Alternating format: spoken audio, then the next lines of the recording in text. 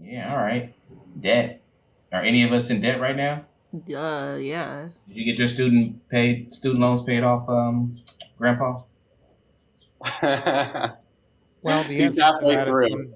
when I went to college, my entire year's tuition was $525. I'm ending this show. Are you kidding me? Now, I'm turning everything off. This is the kind of content I want to I'm fucking talk about. I'm but leaving. I'm just consider gonna. that You that said 525, 5250, like point zero. yeah, if you were a Pennsylvania resident, you only paid a third. So normally it would have been like $1,600, but it was 525. And remember that 1,600 in today's money would probably be 20,000. So it's more similar to what people pay today, but it was very inexpensive to go to college relative to what it is today to attend college. I'm How going dare back now you? to the 50s. How dare you? Did people think college was like Bitcoin back then? When it's like, oh, this college stuff is silly. I know you're Non-fungible not that old. token. But Well, some people thought it was silly, but Well, people do that now. yeah. yeah, I think school is sillier now than it ever has been. No. Oh no. Testing 1 2. You Testing. When I went to guys. college, they started What having happened? these classes that were taught by graduate students, large classes or whatever. Whenever you had real professors, they were usually very large rooms of people. What happens here? The president's dog bit someone else. Oh my God! Wow. Again, As soon as he got back, he bit someone else. I thought something big happened. better get rid of them. They're Was gonna it a have to. political enemy? They're gonna have to Sounds- send him home or something. Send him home. That sounds like somebody else's dog I know. Was sad. He's 13. Oh, the family dog.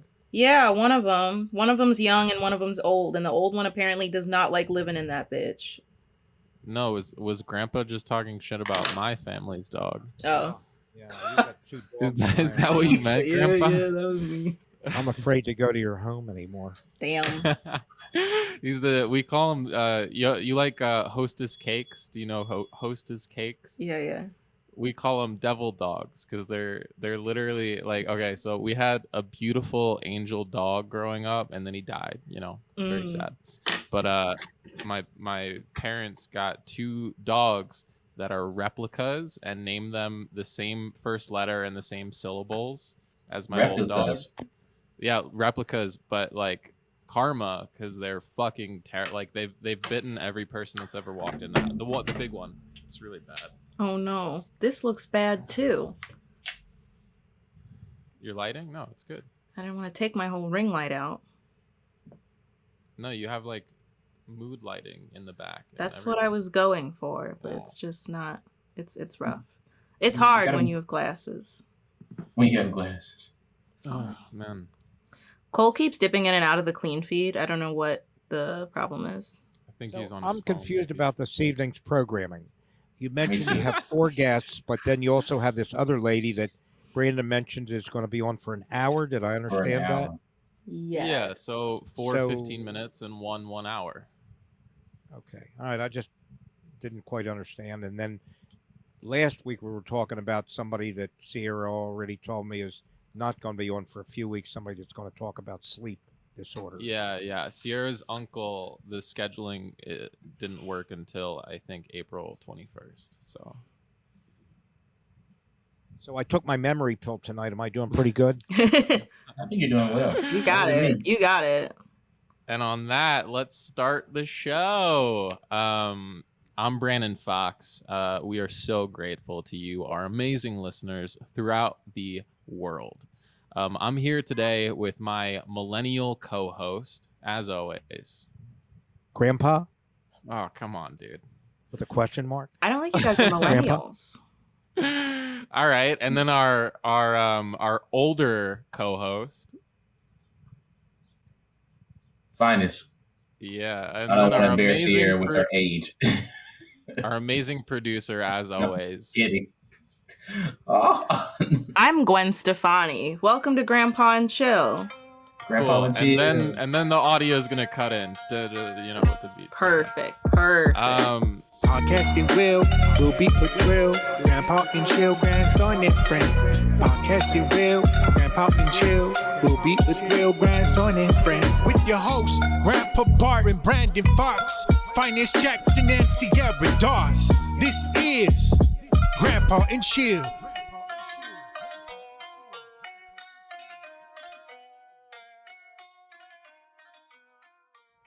So yeah, we were talking about debt, and Grandpa paid $525 to go to college In his money time. About to shut Barton down and this whole Bailey's. show. Offended. Yeah, That's what like is 20 500? He said like 20,000, didn't he? No, 1600 is 20,000. So okay. Gotta do the math. Yeah, I'm not gonna do the math, but 14. It's probably like 700 something. Yeah, no, a little under 700. Is a term, and there were 3 terms. How dare you? So you're paying under 700 a year for college in our money, like in today's money. Disgusting. Maybe the quality wasn't as good. I don't care. Not necessarily. In fact, I had some courses in insurance, and the guy that wrote the Pennsylvania insurance laws took the course. I'd be surprised otherwise. Actually, maybe the other way around. It might be just so saturated now that we pay a bunch and it's still really bad education. I mean, we just had a hard time doing math. You get so much knowledge from the internet anyhow. You really, unless you're going to go really into the sciences and engineering or medicine or law. Did they teach you, Grandpa, how to be an adult in college? Which I don't feel like they do very often. Well, obviously not. Obviously not. How to handle debt and. Was there debt back then? I figured that out until I was like over 70. What is going on with Cole, friend? It's Cole here. Cole is in the Zoom. It just says like waiting. It's doing that thing where it says waiting for them. So I don't know what he. Oh, okay. I'm gonna admit him to the Zoom. Okay.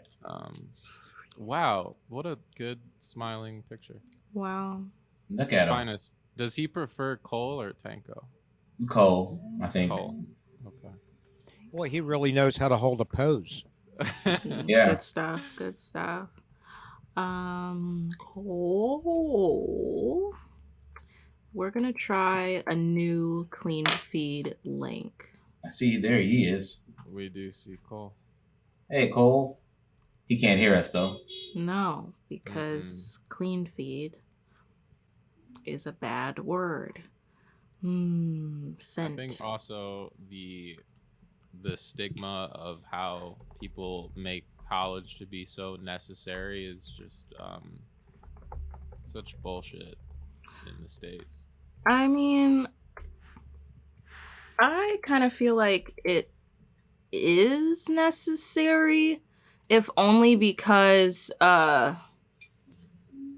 so many like schools and high schools aren't preparing people well. Like, yeah, but I felt the same way in college. Like just on a basic understanding. Like, I feel like a lot of I felt like when I was in like my gen eds, for example, there was a lot of people who like weren't prepared for like basic things, just like basic things that you do in gen eds, like the papers and the communication type stuff, like just weren't super prepared, like on a very basic like I love communications, I get that, but just on like a basic level, it was like they weren't prepared because of whatever was going on in their high school. I never did that stuff in college, actually. You didn't do your gen eds? No, I went to acting school and they didn't have any other classes except acting classes. Cool. Yeah.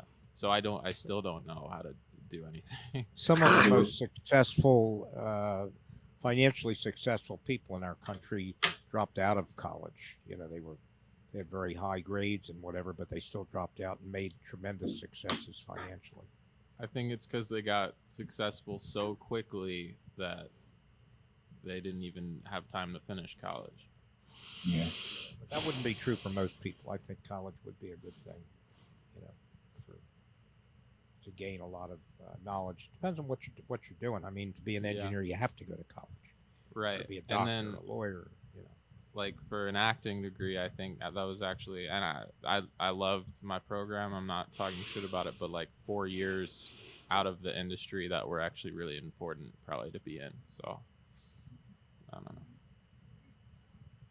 I think What do it's you- good for networking. Mm-hmm. Yeah. Do you have a big network? Is the gentleman from that's your on now, schools? are we still having a problem with his audio? Mm-hmm. What you say, Brandon? I'm sorry. Oh no, I was just curious what you thought of Phines. I think that if you go to college and you're there with a bunch of people the same age as you, going to the same field as you, same social class, probably when they leave, it's probably not a bad idea to talk to those people and rub elbows with those people. And those people will probably help you in your career. Better than not being in college where you don't get to see them. It seems like a lot of money just for a pass, though, just to go meet people. Yeah. Um, You could join a bowling team or something. Hey, Yeah. Cole. How do you know you have anything in common with them Cole. besides bowling? Cole, y'all shush. Cole, what? Hello. I'm trying to figure out what to do. I don't know what to do, but I am trying. Can you unmute your Zoom so I can troubleshoot with you? Okay. Hello. Can you hear me? Yeah. Hey, Cole. Nice. So, I was trying to use the Cleanfeed, and it says that my Bluetooth headphones aren't good enough, I guess. I'm not sure how to put it or what exactly it said, but it essentially was saying that my earbuds are too shitty. We're not recording the video, are we? yeah. We are, Your because I tried to watch one of the episodes the other evening, and the only thing I was getting was the audio. So the YouTube website has all of our episodes with the video, and then every other platform is only audio. Mm-hmm. But we're just troubleshooting right now, so none of this. So it's will on be in the YouTube. show. Okay. If you want, I Your wanna see the face, audio. your The video. face is across the web for Of YouTube. dozens of people to see. Yeah. What is that noise? Yeah. Why does Cleanfeed do this to me every week? Let me. You believe in me, and I will forsake you. Well, I was Every week. I was While we're having on the hold, same I'm gonna issue. look on other best podcast recording app. up until a month Not ago. I was Cleanfeed, having I a know similar that. issue. Yeah. Can we give him like 2 stars? Why would you give them 2? That's not going to help them. Karma? I don't know. No, I'm saying you give them 0 stars. Because then they're probably like, oh, yeah, we're used to the 2 stars. We don't need to change anything. Yeah. Whoa, we're twice as good as some other places.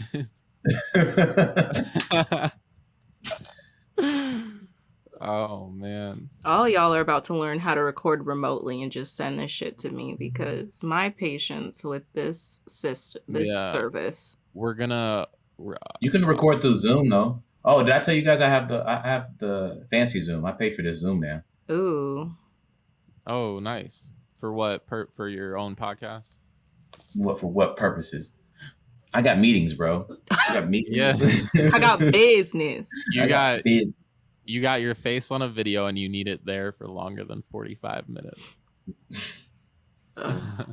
Best true. call recording app for online and remote recording. The podcast host. Is Cole still here somewhere? Can he hear us? No, he's never gonna talk to us again. That's Damn it. recording. No, Tanko is Cole. Tanko listens to every episode of the show. So He's probably our biggest fan. maybe he feels more connected to the program by having his own technical difficulty. Freaking hate that makes me want to cry. I Why? How are you guys? While we're on pause, how are you guys doing? Oh, Good. I'm drawing a scared animal. this has been about my day. I Pretty much. googled best recording I like software that. and Cleanfeed pops up. It does. We're clearly doing something wrong, or maybe we. Your What? artwork's terrific, Phines. Yeah, it's That's really great. good. Yeah. Wait, let me see. Thanks. Oh, I'm not done with it though.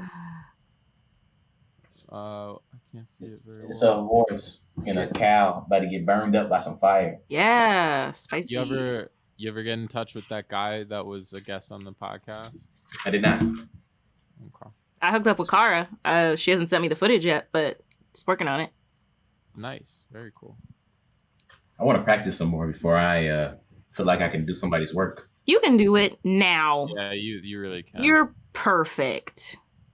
Mm. Yeah. What's going on with Cole's signal? Face.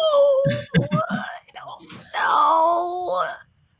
Yeah, at first it's like such a beautiful picture of him, and then once you see it for a very long time, it's like, man, Pretty good stuff. we are Thanks, number one fan. We are making eye contact, Cole. He's like never gonna get on, and he's just gonna listen Yeah. to this next week and be like, wow.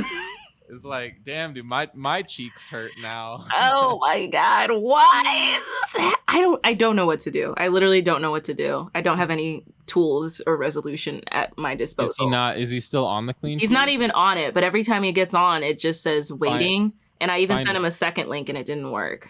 But Fine. Can he Yes, you talk have to his- us on the telephone or something? You have his number, Phines, right? yeah. Can you call him and we'll just do that? What is Spreaker? We'll Will we see be how able the to audio hear is. anything from the phone? Spreaker. Yeah, that is a good point. What you saying? We could try to Will hear he be something. able to hear Put the mic up against us? your phone on speaker when he's talking. Oh yeah, that was we did. Maybe. I don't know. We did that once with David Aaron. I remember. Hello? Hello? Can everyone hear everyone? I can hear you. Testing 1 2. Brandon, can you hear everyone else? I'm sorry. Cole, can you hear I everyone can else? hear him. Not really. It's very like faint. I'm thinking I don't think this is gonna work. I don't know what it is with my phone or connection or. Oh wait, Cole. Can you repeat this, Phines? Ask him what iPhone app he's using to use the internet. Is it Chrome? Is it Safari? Is it? What do you use? I was using Safari, but then I downloaded Chrome because Safari just gave me a prompt that the audio may not be working on it. Can you? But you haven't tried Safari. You haven't tried Safari on the air yet, have you? Haven't tried what? Safari on the air And Chrome. and Chrome. What did you use when you try to get on? When you try to get on for us? The first time I used Safari, but then after that I downloaded Chrome and then I tried Chrome. Safari wasn't working. So both. You tried both. On the air? Should I be careful? Oh, I think it is recording, but It's fine. You're fine. so you haven't said anything incriminating. I just cut it. Don't worry about Yeah, it. I don't have anything. Yeah, bad we're to not say. gonna All we're right. not gonna like start the show with. Does he have anything that he'd like to discuss with us? Even on the phone? Yeah, Not really in particular. I just started your last week, the one that released today, your last episode before this. And this is supposed to be like a sleep episode, right? Talk about dreams and stuff. So, can you hear me? I So hear you.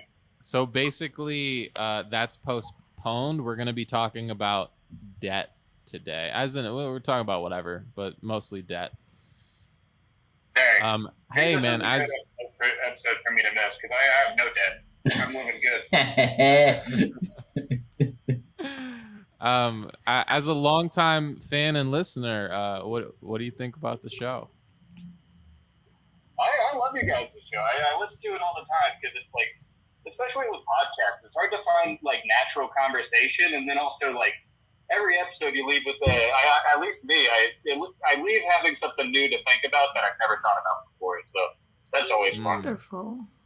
That's so sweet, dude. Yeah. You're like my favorite person I've ever met now. Hey, that's awesome. Yeah. You want to say anything to Grandpa? Having listened to him for, I don't know, dozens of hours. Sure. Hello, Grandpa. Nice to meet you. Hi, how you doing today? I'm good. I'm sorry that we're not getting this thing to work 100%, but we can still, hear from you. No, yeah, it's fine. Maybe some other time whenever we get it worked out. I'm at work anyway. I should probably get to doing something soon. But Well, yeah, just so you understand, to find it because he showed me the show, but then after listening, it's like, man, it's kind of like meeting a celebrity that like not a lot of people I know about, but it's still like awesome to talk to you guys whenever I can.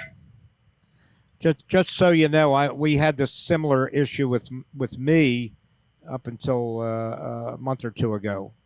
Getting the audio to operate properly, getting the video to operate. So we'll get it worked out if you have a chance to come on again.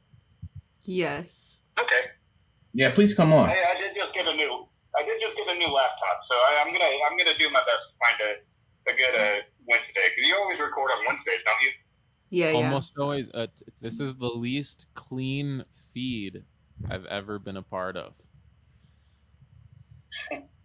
I'm devastated.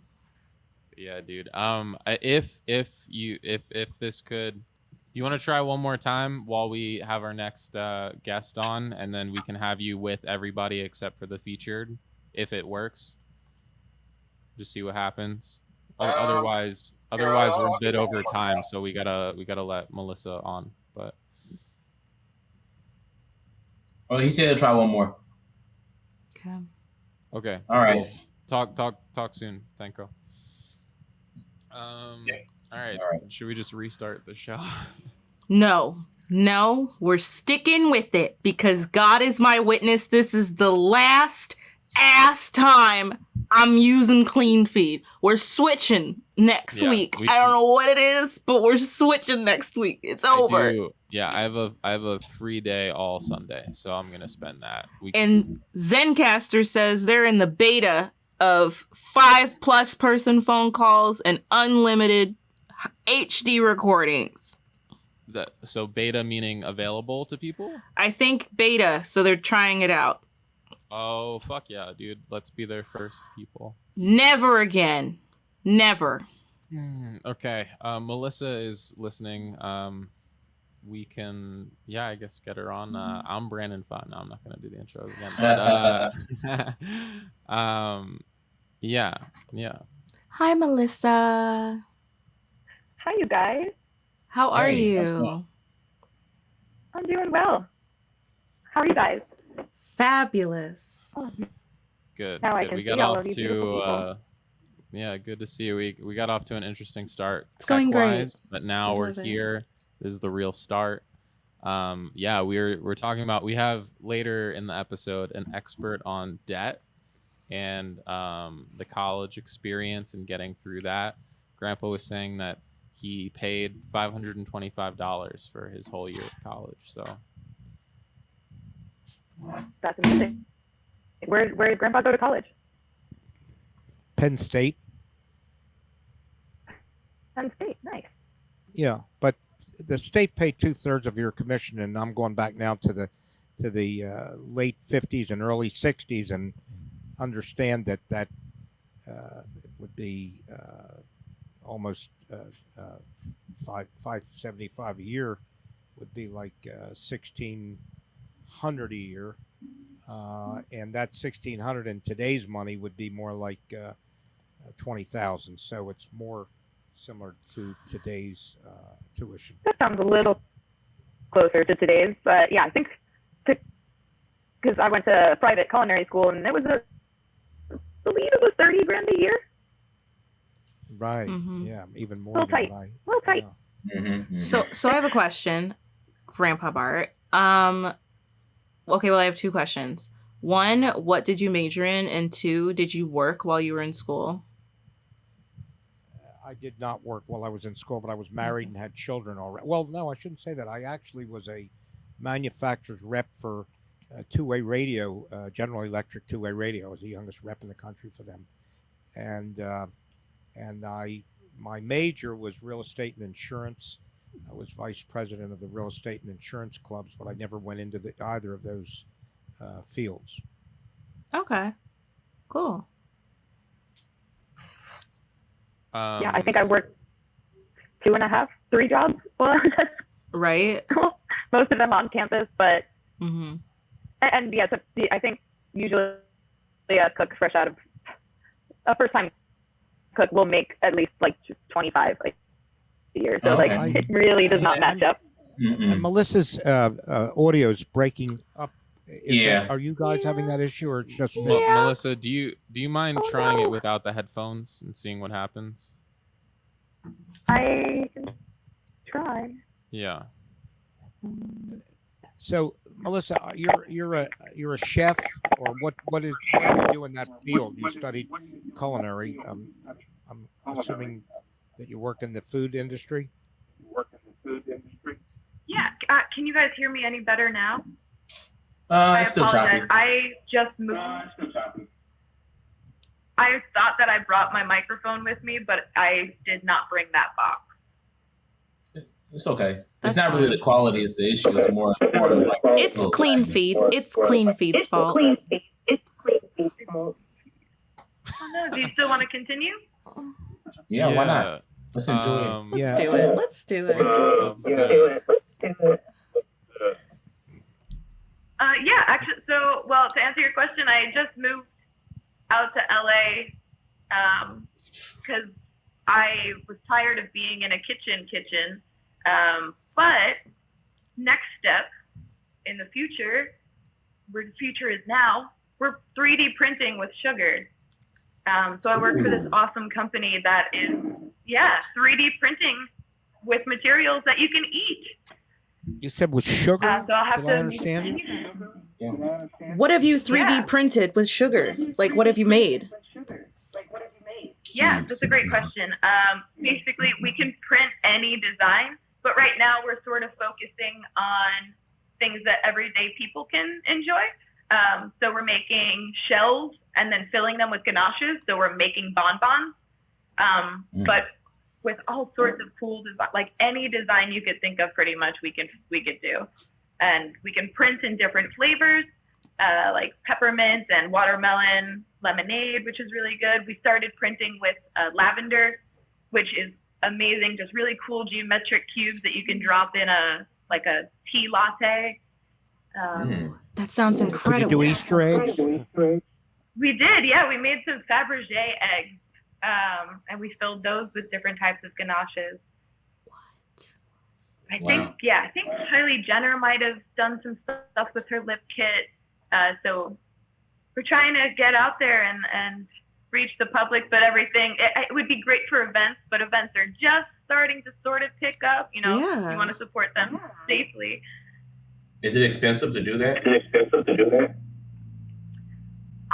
It's pretty much on par with like a normal bonbon that you'd buy, because it's all handcrafted. We have to touch each piece and brush it and make sure it's all nice. So I'd say mid range. And then if you want it customized, I mean, we can go crazy. Is this something like a flat print, like you would have a flat print, or is it more like when you decorate a birthday cake? So we can, how do I describe it? A lot of the 3D printers you see now are just like a little tube, and it kind of does one at a time and starts at the bottom and goes to the top. Ours is basically a layer of sugar and a layer of printing. So we can make physical little things that you can hold. I don't know if that answers your question, but on it, we could make it look like someone's painted on it, or print out a sculpture of you and your family. That's crazy. I'm sorry to be nitpicky. Would you mind putting your headphones back on? Thank you. I can hear my own voice, and I hate it. I'm dying. That's Oh, what you no. sound like. Fine. Yeah, I'm I trying. was about So to turn quiet, it off. I was like, I cannot hear. let Melissa talk as much as possible. Yeah. Oh Oh, sorry, guys. This is. I think it's like- better now. I think it's Yeah, this sounds great. try saying something, All right. Melissa. Okay. All right. This I'm is saying something. okay. Nice. Yeah. It's I'm about to tweet Cleanfeed because this is outrageous, bro. They probably wouldn't get it. I know. when we checked last time, I don't think Zencaster was in their beta yet. So no, I they think, weren't. So Yeah, were they It's- finally? Cleanfeed, it's over for happening. you bitches. The show is night. changing. Yeah. So, This- Brandon, this- did you? Sorry, I'm sorry. Oh no, I was just talking shit about Cleanfeed. Oh, okay. No. Well, What are you gonna did you say? work? Did you work during school? While you were I in would work during the summers. Is like a busboy, support staff, bar back, but never like during the school year. Oh, cool. No. What about you? I didn't really go to college. I mean, I took classes like here and there, but I finished a semester or two, but I worked the whole time. Yeah, I was working. Mm-hmm. Yeah. Yeah. It was awful. I was working basically full time. Oh no, yeah, part-time student, full-time worker. We're talking before. Was that one of your first jobs? No, I was working in high school too, but yeah, I don't know. Worked a bunch of retail, worked at the hospital, worked at restaurants. I did a bunch of stuff. Yeah, jack of all trades, except for school. That's hard. That sounds like my scheduling that I did. Worked a lot of Yeah. different jobs. Through Yeah, you school. was busy. Were you a part-time student, or were you a No, I was full-time full student? time, but mostly worked during the summer months. Well, Through high school, during the summers in high school, and Yeah. then during my college years, I didn't work because I was full time year round, taking 4 terms a year. Mm. So I didn't work, but I did work in the sense that I was a rep for a two-way radio company and sold two-way radio systems. Since I have you here in your wisdom, do you feel like college is worth it? Are you asking me, Phines? I'm asking you. I would say for some people. But for you, Depends. Some people would be better off with a technical education. Some people would be better off just going out to work. Some people would be much better with college or even with a higher degree. It just depends on the person. yeah. You know, their aptitude and other issues. Do you feel like it helped you out, or could you done without it? Well, I was kind of a guy that never opened a book, unfortunately. But I did. My first year, I dropped out before the first year ended. I was kind of screwing around the whole year, and then I went back to school 3 years later. I was in the military a short time. Went back to school, and I did well. I got high grades my last 3 years, but I was also married and had children, and my wife went to school at the same time. I was married and had children Really? already. Yeah. So you were both in school at the same time with kids? Right. That's crazy. Yeah. That's crazy. I can't It is even imagine. I can't even imagine that. Well, I think my wife didn't imagine it until it happened. Neither did I. But, That's crazy. it just happened. I was gonna ask Melissa, were you working in kitchens before you attended the culinary school, and did this new gig come out of attending culinary school, or what was like? Yeah, both good questions. My job before I went in was more front of house at some bakery. I was just the cashier, and actually don't trust me in front of a cash till because I will mess it up. Sometimes I get extra money, sometimes I have too little money. Don't know. And I always wanted to be in the kitchen, but the chef was pretty territorial, so he wouldn't let me. But it still met my prerequisites to go to culinary school. And yeah, actually, one of my jobs on campus was being an RA. It's really fun to boss people especially when you're a lot younger than them. But yeah, one of the actually two friends out here that are starting with this startup, they called me out here, and I mean that was my favorite job that I've had since, was being an RA on campus. And the people are just really wonderful. It's like a family. And so when they offered this position, and I've always wanted to come to LA too. So I always thought that I would try and find a job once I got to LA, but I did it the better way. I have a job. Wow. Right. Nice. And yeah, during quarantine, no one has any opportunities, a good opportunity coming out of what we just came out of. And Melissa, on the Cleanfeed, I'm so sorry, but I think, could you change? You're on a laptop, right?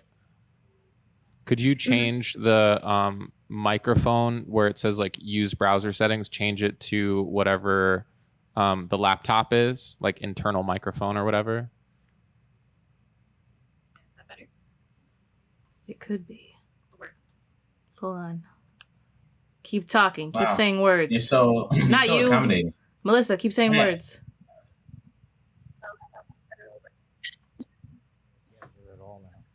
Keep saying things. Go from the alphabet from G. We're so We're sorry not to running do a this. national network program. None of you are actually helping the sound test, but cool. A, B, C, D, E, F, G.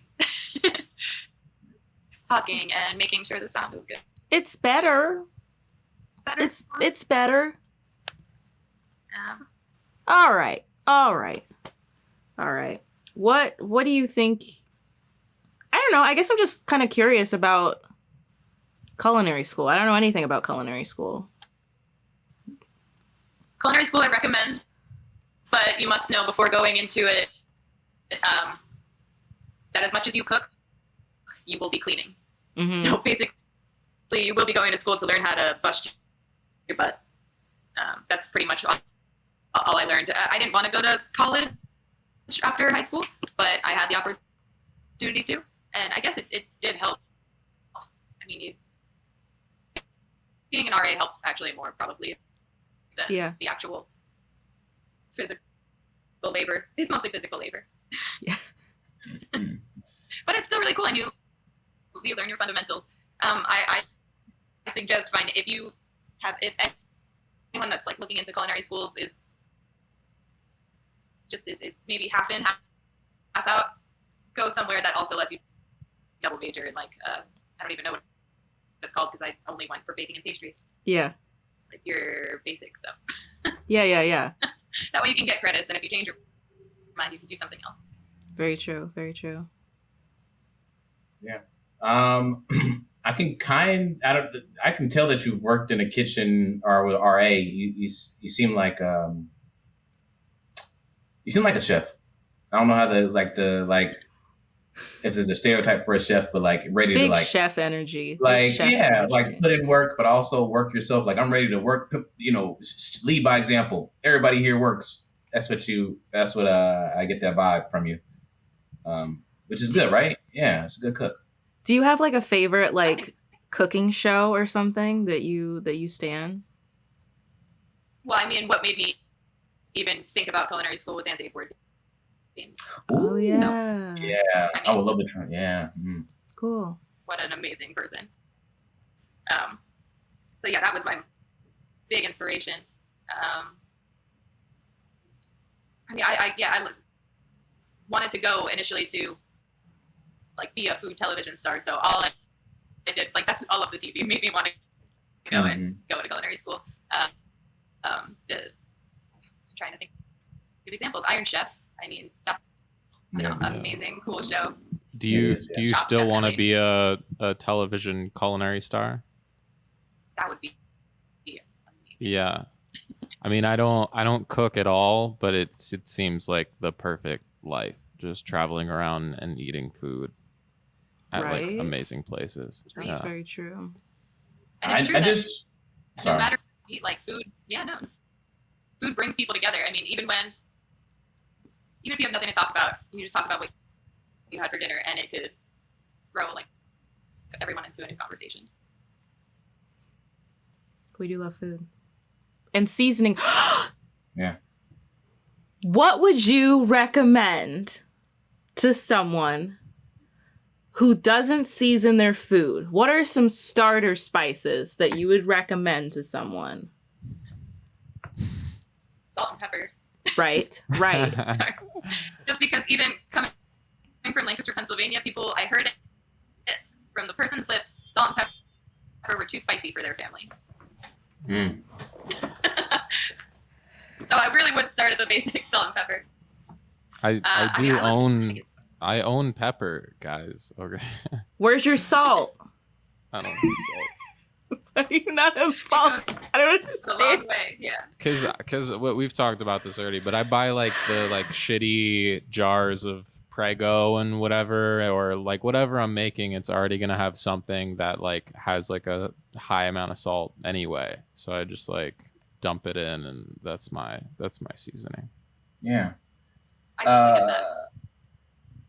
I don't know. This is a show. This is kind of a little bit off topic, but have you watched was it shopping sweepstake? Wait, I think it's called Supermarket Stakeout. Yeah, there it is. Have you seen that? Yeah. Sierra, you would like it. Well, I think I've seen that one. They Really? they run around and They stand outside of a grocery store, and they're like, when people come out, they're like, "Hey, let me buy what's in your basket," and they have to use that to make something. Oh, that's cool. Competition. And I haven't seen they, that one yet. It's thinking of guys' grocery games.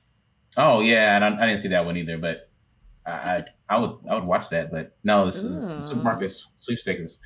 Someone was telling about it yesterday, so I started watching it, and it's pretty addictive. You're always sitting there, judging people about what they could have done. You're like, oh yeah, I would have done this. Like you were like I really could do something in that very moment. Ooh, I'm gonna watch the hell out of that. Yeah, it's Exactly. pretty. You'll like it. You'll like it. It's cool. It's cool. Okay. Because I've watched so many savory cooking shows, but my training is in baking and pastry. Half of the time I'm talking theoretically, or like what I've seen, like in theory, but maybe I've never personally put into practice. Yeah. Do you watch Rachel? Yeah, I used to watch her a lot. Her 30-minute ones when they were on. Mm-hmm.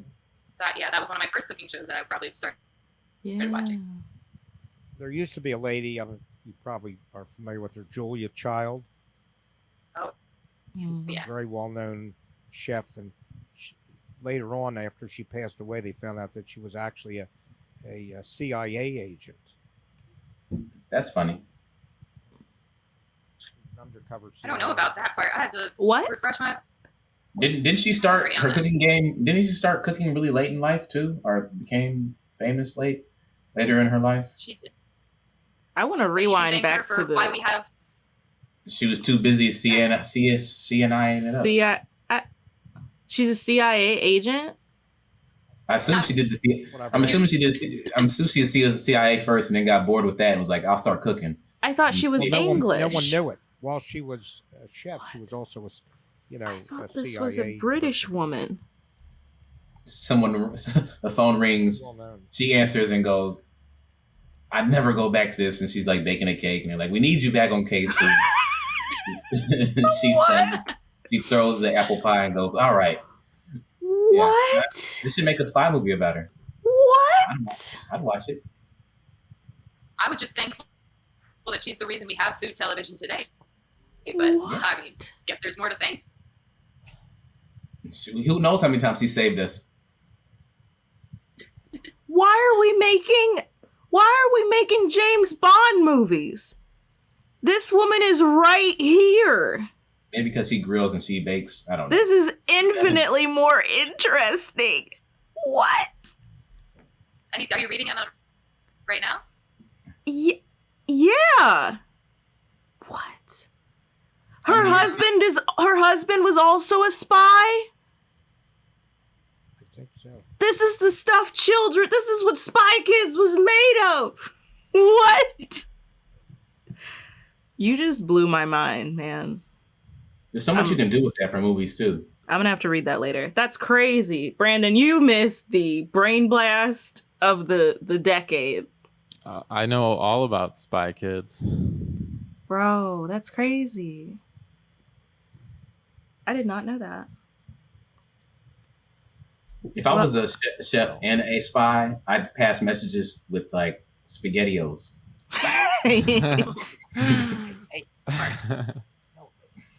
Hi. Just like Morse code with your knife. Like. Be like, oh, this is so good. The secret is in the sauce. Exactly. There you are. Melissa, just back to topic. One last question before you go. Do you think? Oh no. My bad, Phines. Do you think that like the states oversell university in general, and less people? Because I felt the same way, where I was like, I don't have to go to school, but now like I have to, even though my degree is in acting, which like I hide in a job interview now. But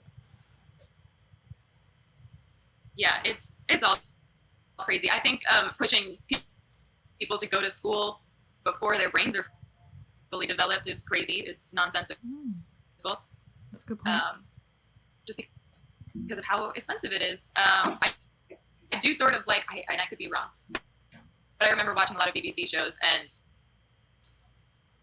they kind of cut high school a little bit shorter if you decide you want to focus on something. I think that's a really great way to start the process of thinking what you could be interested in. But I had no idea what I wanted to do. I wanted to do 5 million things.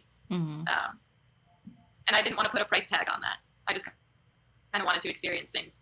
So I think the more we can push people to successfully have an exploration period where that means you do community service work or something that still manages to pay some bills for you to explore a little bit. Mm-hmm. That would be idealistic, but there are too many people with their wallets stuffed who want more money. And Grandpa, oh my God, what was I just? I'm just curious. Like, do you think that the time that you spent, because you flunked out basically, right, that first year, and then after 3 years went back? Do you think that was helpful? I dropped out right before I would have flunked out. You're fired. No, I quit.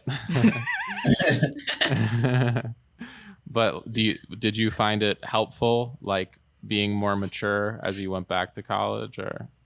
I still wasn't mature, but at least all right. I applied myself. Useless. Melissa, we do have our next guest, but apologize for the technical difficulties before, and it will never happen again. Yeah, we're gonna move to Zencaster, but so good to see you again. Yeah, you guys too. I did think of what my next spice recommendation is based off of this whole did I go to CIA or am I in the CIA? The secret ingredient, just a little dash of ricin. Oh no. I've been spiking myself with that for many years. So yeah, I'm ahead of the game. I probably should best talk to the debt person, but I think it's just the last thing of like, when can you buy a house or take a loan out for a house? Like at 25, 26 or something? You can't do it when you're 18, but I bet they're the same price as school. You can't do that when you're 18? You can't be like, I don't think you can take a loan or rent a car until you're like, I just think it's weird that you can make a big decision for like school to cost all this money. You can indebt yourself for thousands of dollars whenever you want. But yeah, if you want to get a loan and use somebody else's stuff. I'd even better idea to buy my kid a house at 18 than get them education. At least one of them might work out. Sell the house. You don't know anything but sleep here. They know how to pay the property taxes, I'm sure. And by the end of it, once the house is paid off, they'll be fine. Yeah, I did see this meme on LinkedIn or something where it was like, how do I put I changed light bulbs at my job on a resume? And they were like, I enacted a fluorescent spike in a room where many people depended on me to guide the way, or something like that. That's great. Like, honestly. Yeah. On that note, I'm very excited to get the expert online for debt. So yeah, thank you so much again, Melissa. You're So the appreciate best, you coming on. Melissa. Nice Thanks talking for to you, your Melissa. patience. Hey, Hello. Hello. How are you? so I'm nice to fine. have you Thanks on. for having me on today. Thank you for coming. Great to meet the grandpa in person. Yes. Well, nice to see you, and hope to be able to learn something right now. Yeah. Well, I appreciate that. Yeah, you inspired the conversation with our earlier guests for sure. We were sort of talking about Grandpa had taken some years off and then went back to school and had a much better time and all of that kind of stuff. Skating by with his $500 college. I loved your discussion about, is it really realistic that students should be able to be 18 years old and make financial decisions about their lives that are going to affect them for the next 20 or 25 years? And you're so right. And this is why it's critically necessary that parents or other caring adults step in and help students to navigate this whole idea of how do I transition from being a high school kid in my parents' house to being a person on my own, possibly owning a house and contributing to the world. So, Grandpa, I have a question for you. When you were leaving high school and at that moment of high school graduation, you're not knowing a lot about what's out there in the world. What was your next step and who helped you with that transition? Well, I think I was oblivious at that time. Like most of us. Yeah, I was really still very much a kid into things, cars and the hobbies and things of that nature. And girls. And girls, right. That's how you became a grandpa. I know that was part of the story. Right. And I was sure that I wanted to go to college because that's what people did. That's what my friends all did. But I really wasn't ready for college. And I kind of just jerked around my first year hanging out with the gymnasts and people like that and not really applying myself.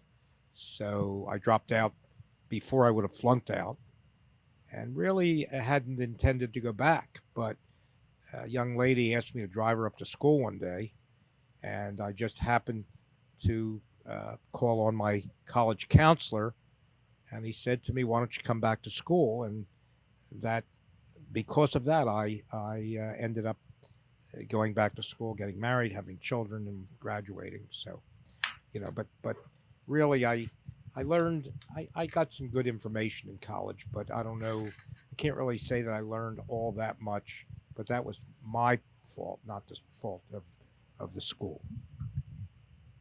Well, that's humble of you to say. However, the system in some ways, I think, failed you a little bit by not giving you a structured way to navigate that transition. Now, I want to ask everyone else around the table here, can anyone tell me, did anyone have a good experience of somehow being helped with that transition other than just someone saying, here, go out into the world and be on your own and do some community service and figure it out? Did anyone have any structured guidance? Or did you, if you didn't, maybe did you hear about somebody that had some? I had like a peer mentor when I first started, and that was kind of nice. Was that a college student? Yeah. It's like a program for the students of color mostly. I'm sure there are other ones, but that's the one I was in. What interesting advice or guidance did the peer mentor give you? Just like helping me figure out like managing, really just like basic stuff, like managing my courses and, figuring out my time. And honestly, just like talking to me was really helpful because like I did not know anybody. Good. So this person helped you figure out, how is college studying different from high school studying, for example? Yeah. How do you do time management in a way that doesn't make you tear all your hair out? Mm-hmm. And managing like the courses, because I went from trimesters to semesters, so like midterms weren't really big when I was in high school or anything like that. So I had like the academic changes were pretty different. Yes. And then what about you're from the very beginning, and you had to start choosing expensive classes when you were a freshman. So from that very beginning point, did anybody give you any guidance on how to guide towards a major that would suit you really well, or how to guide towards a major that could actually lead to a job someday? Was there any sort of overarching strategy for you? Or did they just say, and here's what's been said to kids, for 50 years, take random college classes to see what you're interested in. If you like your Right. class, you might make a good economist.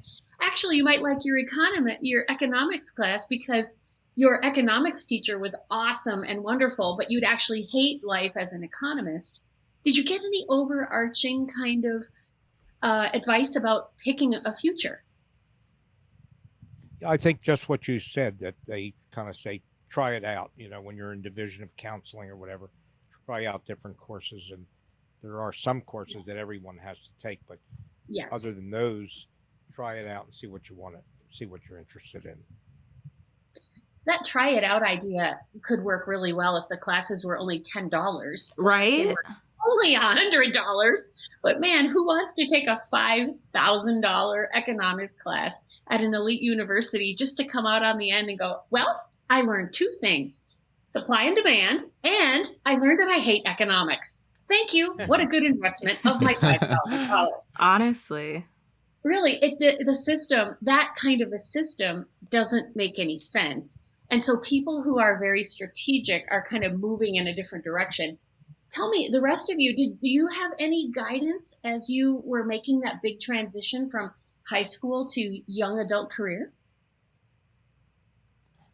For me, it was really interesting because I had a dream school that I always wanted to go to, and then I got in there, and then I went to my state school, which I think was like a fifth of the price. And it,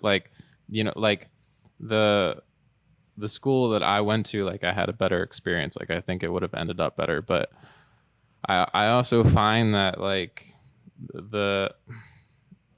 I don't know, that same education could have happened for a lot cheaper. I went to acting school at a university. I mean, you could get what I got for $1,000, maybe a couple grand, as opposed to $10K or something. It's just it's kind of insane. And then I've found, as far as you talk about the system a lot, they don't set you up, especially in a degree that's not STEM, to be able to support yourself doing what you studied at all. And I find that with all of my artist friends, zero, and they had maybe a month of classes at the end of the business, but it's no. Mm-hmm. Most people are waiting tables. So part of the problem is that when we're looking at this whole transition of a whole generation of kids from high school graduation all the way to young adulthood, there are so many pieces to that puzzle that most teachers just look at the high school end. College admissions people just look through, it's like looking through a knothole in a fence at a baseball game. They're looking only at the admissions process. And then there are people who are in career development and placement at offices at a college or university, and they're only seeing their tiny little segment of the puzzle. And it's very seldom that we see a strategy people that are looking at engineering the entire overarching move. And so now in the 21st century, because we have some interesting technology, we're actually able to help kids on this path in a way that can save them a lot of money. Did any of you ever get offered any career assessments when you were in high school? And believe me, but as I ask this question, I actually think the high school career assessments that you take when you're a 10th grader or a junior are not very helpful. But did anybody have access to those? Yeah. Mm-hmm. What was your experience with those high school career assessments? I was really hoping it would be hey, girl, you should be a architect. And it was just it had mine was a wheel, and it had A through P or something, and half the letters were highlighted, you could do this, you could do all of these. I'm that's not helpful, right? I have no idea what I have. That's not helpful. It was everything from social worker to cook to construction worker to What am I supposed to do with that? Right. And how about anybody else? Anyone else Yeah, have a high school career assessment experience? Yeah, I took them. I actually took a lot of them. I struggled one of the reasons why I struggled in college so much was because I didn't know what I wanted to do. So it was a lot of like taking assessments and talking to counselors to figure out what was the best route for me. So it's kind of what you were saying earlier about like all these little segments that they see with the student. But I think the best thing for a student would be the school and the student knowing themselves really well. So that, that takes time of like, exploring and, not going, especially if it's going to cost much money to take classes. Like those career assessments helped me because I didn't have to take classes that I knew I would have wasted my time on because they didn't fit what I aligned with. But, I could have, I don't know. It could have been better. I think they meant well. Oh, yes. And you're just hitting it right on the head there. At the very least, what you got out of that is you knew there were some places where you shouldn't waste your time. Yeah. And when you were looking at the wheel, and I know too many things were highlighted on the wheel for you, but at least you can see the world of work as a circle, and you can see yourself sort of falling into one slice of that circle. And so you can know if you get some opportunities that are just way outside your slice, you don't have to feel obligated to follow up on those, or you don't have to feel obligated to take classes in those areas. That's true. And the reason I bring all this up is I'm Jeannie Burlowski. I'm the author of the book Launch: How to Get Your Kids Through College Debt-Free and Into Jobs They Love Afterward. And right at the beginning of this conversation, you all are touching on one of the areas that is nearest and dearest to my heart. I am just emphatic that students before they start college need to have a sense of where they're going. We call it clarifying the bullseye on the target before you take aim and shoot. And the aim is to get people, if they're going to go to college, not everybody needs to go, but if they're going to go, they go through with not one wasted class, not one wasted dollar, like an arrow straight towards a bullseye. And so a big chunk of Launch: How to Get Your Kids Through College Debt-Free and Into Jobs They Love Afterward is me talking about people taking 3 career assessments, but I'm not crazy about the ones at the high school. You have any idea why? Maybe or Grandpa, why do you think I would not be crazy about the assessments that are done at the high school? What could possibly be wrong with them? Well, possibly they're not mature enough yet to really know what they want, unless maybe they've discussed it with family. And also, I was wondering, I know it's a little bit off of what you're asking, but if do smaller schools, smaller colleges do a better job at directing their students towards the right, making the right choices rather than larger universities. But I guess to answer your question, you're asking me why it's not a good idea. The direction that they're given from the high school. Yeah, there's something wrong with the high school assessments, and I'm just asking everybody at the table, what possibly could be the problem? And I have a thought on this, but I want to see what you think. Maybe they just don't get to know the student well enough. There's not a close enough relationship to really get to know what the person has the best ability for, what their interests are. But you know far better than I do the answer to that. So no, you really, really bring up a good point. Career assessments cannot stand on their own without a human interpretation. So it takes a person who knows you, that can ask you questions to find out, what exactly does this mean? And how do your formative life experiences inform this process? And here's an unexpected question. Have you been through any heartbreak in your life? Have you been through any tragedy? Because sometimes your heartbreak and your tragedy actually informs your future, because you start to think, I don't want anybody to go through what I've had to go through. I want to help kids who have diabetes and are not managing their diabetes well when they're kids, so they're having reactions and they're throwing their shoulders out of their shoulder sockets. that happened to me and I don't want it to happen to other kids. So I'm going to be an endocrinologist that really shepherds kids through this well. And the career assessments on their own, when they're just scored by a robot, cannot give that kind of level of personal, tender care. Mm-hmm. And in the work I do, I'm an academic strategist. I don't have time to do that with every single person in the United States that needs that. So when it's time for that, I refer out to it. I refer out to an army of counselors that administer career assessments. And they, especially there are 3 that I very highly recommend. And then they sit with the people in a tender, personal, interactive kind of way and help people to sort through what those assessments are. So the number one problem I have with the assessments offered in high school is the budget. Because of budget cuts, counselors have sometimes 15 minutes to spend with kids over their entire 4-year period. And there just isn't the time for a human adult who understands these things to be able to spend with the kids. So the parents who are thinking, I better send my kids to college, that's what all the good families do, the parents need to access help outside of the high school. And I try to make that the norm for people, that this is just like getting your kid, it's like getting your kid preschool or getting your kid the right shoes to support their feet. It's not terribly expensive. Again, I don't do it, I refer out for it.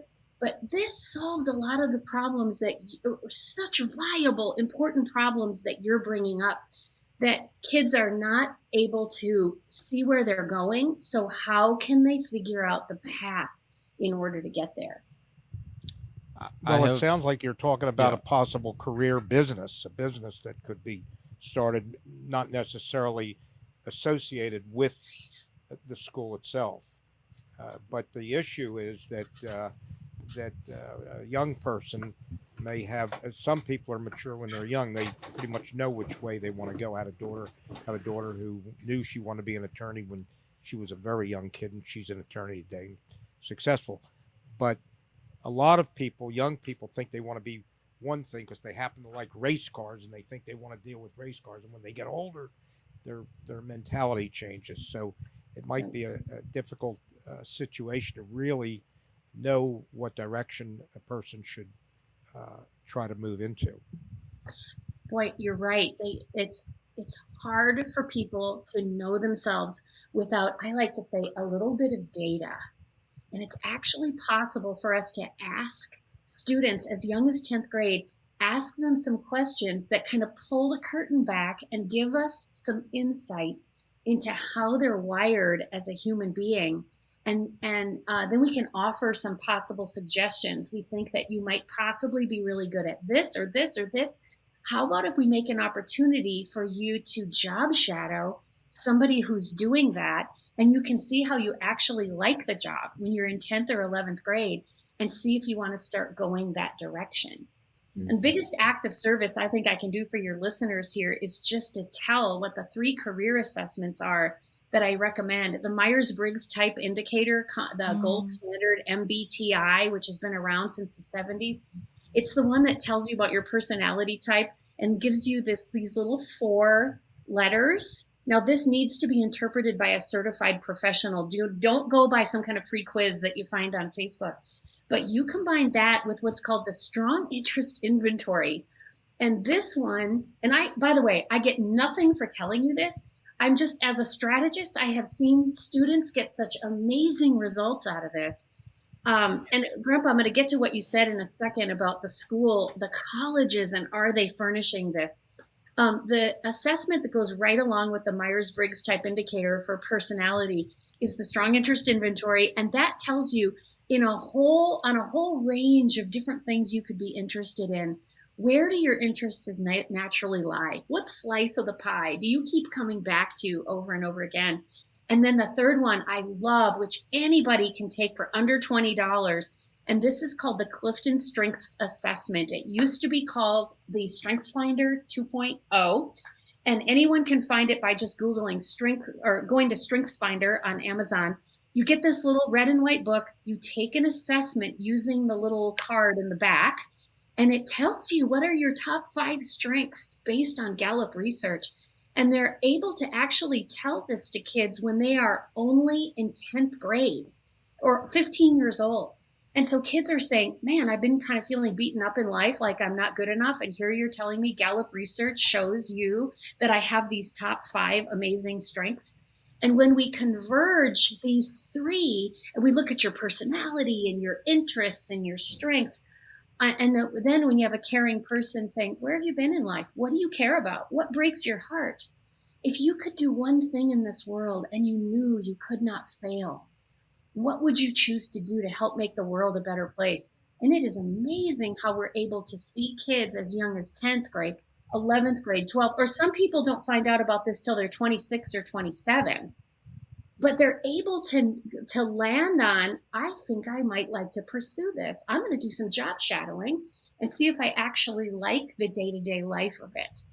And Grandpa, you mentioned, might smaller schools be willing to do this? And what I am seeing is that some schools are moving towards doing this. They do a 1-credit class for kids their freshman year of college, and they make them walk through this thoughtful, self-reflective process and write some papers on what they're learning about themselves. And this is saving some kids, because there's some kids who their parents are pushing them to go to 4-year college. But actually, if they would become an electrician that also has a business degree, they could own a fleet of trucks going out all over the city and practically have other people doing all the work while they're laying on the beach in Maui drinking a margarita. Yeah, you go first. You go first. It's just really funny. I read that Strength Finder book 2.0 or something, and I back before I left India, left to come up here, and then I also took the Myers-Briggs and knew our personality type, and I got so nerdy into it that I was like, I'm just gonna read all the books that all the people that are authors of my personality type are, so because they made it, why can't I? And now I'm in New York. Did you like it? Like, what'd you get out of it? I'm an INFP, and the Strength Finder, I can't remember what I am, but I know something about being sensitive and whatever. Empathy. Yeah. Of course, you're an INFP. Of course, you would be high in empathy on the Strengths Finder. Are you in a career right now that rewards empathy for people? Well, you know what? Every situation in life, you can always empathize and show compassion. So yes, right. No matter if I'm bagging groceries, I'm sure I can still do my INFP thing. But no, I can't say, like, I used to be a nurse's assistant. Now I work in a museum and I'm talking to people about keeping their masks on. So but when you said that though, I am like, well, the reason why I'm good with customers is because I understand, how they feel about their issues. So I use it I guess I use my compassion and empathy, but I don't use it for, like, I'm not out there touching people's head and going, here's empathy, my life. One thing we have to be careful about is people who are very high in empathy. We have to make sure you don't get into some kind of career where you're going to be overloaded every day. Mm-hmm. For example, if you had a job as a counselor and you were having to see people 8 hours a day who had terrible, terrible trauma, yes, you would be good at that because you're so empathetic, but you could get so overloaded at the end of the day by taking on everyone's feelings and everyone's trauma that you could just maybe not function at the end of the day. And so that's why we have to look at getting something that balances using all your strengths, but not wearing you out. And Brandon, you were talking about your artist friends who they maybe went through and they became finely crafted in their art, but they have no knowledge of how to make money off of that. And this is, again, it's that looking through the knothole mentality, where the people who are teaching you in your art classes or your acting classes are only seeing just a small part of the picture. Just let's get you good at your craft, and then kind of taking it for granted that would lead to money in the real world.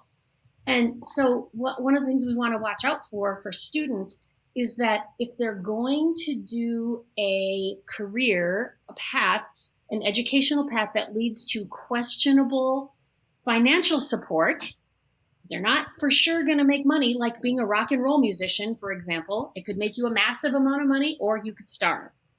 we have to do a plan B where we do a career where you're doing two things at the same time. You're in New York City, you're building your acting career, and at the same time, you're doing something else that makes money and builds you up. And what we would love is for both of those careers to be in your area of giftedness. Not to have you working at Starbucks because you can barely tolerate that, but you need the insurance in order to get through. But to have your catering companies without insurance for sure. But I and yes, absolutely to everything that you just said. And that was my. I was super curious on your thoughts of that. And it's weird because in the artist community, the term Plan B is very, very stigmatized, right? If you're going towards something and, you know, it's following your dreams, and people talk about this a lot. I've recently gotten on LinkedIn, but in the professional space of like, can you follow a path that you want to follow, or should you, you know, take the things that you love from that and do something that's going to satisfy like money wise? And I'm really happy that you said do both, like go to New York, grind, and be supporting yourself with something else. Because I literally have just discovered that route, and it was so stigmatized where it's like, oh my God, if I'm like even learning about another topic to support myself as opposed to like busting my ass at a fucking catering company, like that there's something wrong with that, or I'm failing, which is not, it's not true. I'm doing the same thing just for a lot more money and within 6. So I've recently gotten into tech, and hopefully no employer hears this because this is not what I tell them, but I don't like it. And I'm doing it because like it is so sustainable and it's so amazingly secure. And at least for right now, it's like a perfect balance of I can make that money and still get in every self-tape for my acting career. So, you know, yeah. Yes. And I'm I love sorry to that. hear that the idea of Plan B has been stigmatized. And I think there's this assumption that if you're working in a field where you're making some money and you're taking care of yourself and it's stable, that you're somehow, that means that you're abandoning your dream and you're not following the shooting star of stardom in whatever artistic field you want to be in. No, you can still follow that 100% with all your heart. But most people have something else that they're doing on the side. They're busting their butt for a catering company, or they're waitering, or they're pouring coffee for people. Well, if you can spend a little bit of your life at the catering company, you could spend a little bit of your life doing tech. Or here's what I would prefer for you. If I had known you when you were in 10th grade, and I always said, okay, we want you to take these 3 career assessments, and then we're going to kind of figure out, okay, you're going to do this acting track. You're going to start moving towards that right now by getting as much acting experience as you can. Starting in 10th grade, we're going to put you in community theater. We're going to have you putting on plays for your friends in the backyard with shower curtains as curtains on the clothesline. We're going to give you every kind of experience you can. We're going to have you watch acting instruction videos when you're only in 11th grade on YouTube. We're going to set you on that path. But at the same time, we're going to start preparing you for something that you love that can just be bread and butter on the table, so that you wouldn't have to work at something unsatisfying like tech or a catering company. And it's actually possible for us to identify 2 things for people to do at the same time. And is it possible to do 2 things at the same time? Well, as long as you don't have toddlers at home, you got time to do 2 things at the same time. So if I take these assessment tests and then it comes out a certain way and I go, darn, I was in the wrong career for the last 55 years. No, but actually I know a fella, he was a child prodigy in music. He was a concert pianist when he was a child, and he decided to become an attorney in order to ensure that he could make a good living. And he was the editor of the Penn Journal and so forth. And I guess, you know, he chose a different career path, even though he had great ability as a musician, knowing that he couldn't depend on an income from being a musician. So I'm a little confused, and it's very interesting what we're talking about. But when I look at your screen, it kind of led me to believe that you're going to talk pretty much about college debt free, more Yeah. so than the area that we've been discussing, which is more about what career you should ensue. Well, why would I be talking so passionately about helping people figure out a career destination? You know why? Because this is the number one best way to avoid $50,000 in unnecessary college debt. So I'm going to tell you a quick story. I was on my way to the airport. I had an Uber driver. He said, where are you going? I said, I'm going to speak at a conference. I'm the author of this book. He said, oh, I wish I would have known you 10 years ago. I said, what happened? And he said, here's my daughter. My daughter went and got a political science degree from a big name private university. Then she got out and she realized, hey, there are no jobs in political science. Have you ever tried to look on Craigslist for a political scientist job? There are none. So she just had, this was her plan B, bread and butter on the table. She went and got a job as a nursing assistant. So she's taking people's blood pressure and she's asking them their health history in the doctor's office. She's working with nurses and she says to herself, hey, I could probably be a nurse. I think I'd actually like to be a nurse. So you see how she found her way to nursing by the long way around. So she said, Dad, I want to go to nursing school. So she went to 2 years of nursing school, became a 2-year RN, making $25 an hour, which is better than the job pouring the coffee or working at the catering company. But here's the problem, $180,000 in student loan debt. And she's having to pay that back on $25 an hour as a 2-year RN. Now, when the people were putting her through that political science degree, when she's going to meet with an advisor every semester, do you think that those advisors and her professors in college ever thought to themselves, let's think through to the future.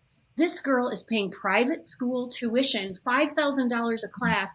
Is she ever going to be able to get a job in this field? No, they're looking through the knothole on the fence at the baseball field, and they weren't looking toward the future. Now, if this girl, this is my position.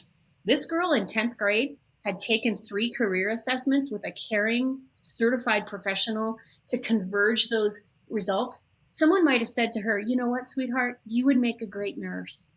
And guess what? You don't even have to go to a fancy 4-year school. I know people are all people are pushing you toward the Ivy League. Like, you graduate from an Ivy League school, you're guaranteed to get a good job when you graduate, which is not true. We know from hundreds of thousands of people who've been that route. If someone would have said, sweetheart, you'd make an excellent nurse. And guess what? You can just go to 2-year community college. Your dad can pay cash for it. You could just get out when you're 20 years old and you could be working as a nurse and not have any debt at all. If somebody had been there to tell that girl that, it could have saved her 25 years of heartache. And can I point out, her dad is an Uber driver. Her dad is not like some rich 3M executive who can afford to pay all this debt off for her. Her family bought this lie that if you go to an Ivy League institution, you're guaranteed to get a good job when you graduate. And it's just not true. And how do I save people hundreds of thousands of dollars in student loan debt? I would say I've got 3 huge things. And one of them is this thing about career assessments early on with a qualified certified person. Why? So you clarify the bullseye on the target before you take aim and shoot. And this family discussion here, before I even got on the call today, you were going exactly in the right direction. How can we expect kids to make these big, important financial decisions without help? And I'm going to say, not just help, but without data. We have data available to us, and that's a huge help. So my yeah, go Grandpa. Go ahead, Brandon. You go ahead. Please, Grandpa, talk.